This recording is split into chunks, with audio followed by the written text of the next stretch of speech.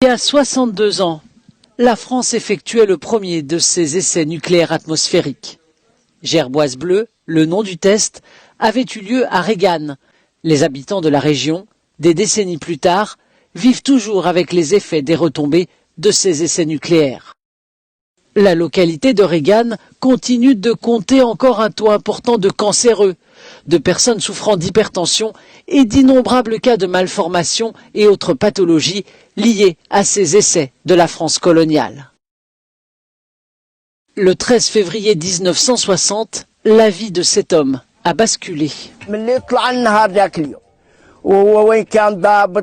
Après ce jour-là, tous les Français ont quitté la région en avion pour la France,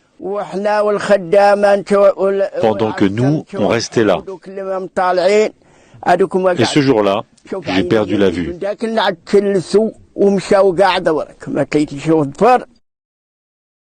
Les essais nucléaires dans le désert ont duré 6 ans, jusqu'en 1966.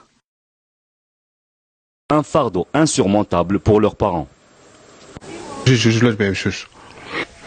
Mes deux fils sont handicapés moteurs, je m'en suis toujours occupé, mais aujourd'hui j'ai besoin d'aide. À peine 2 ans, Khaireddin, lourdement handicapé, est né avec un spina bifida et une malformation au niveau de sa boîte crânienne.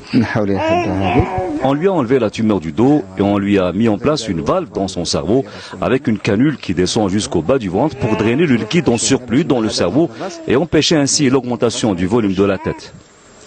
Le Hajj Mohamed Salim Ben Ahmad travaillait dans la base de vie d'Oregon. Lui aussi est une victime collatérale de l'opération Gerboise bleue et sa descendance n'a pas été épargnée.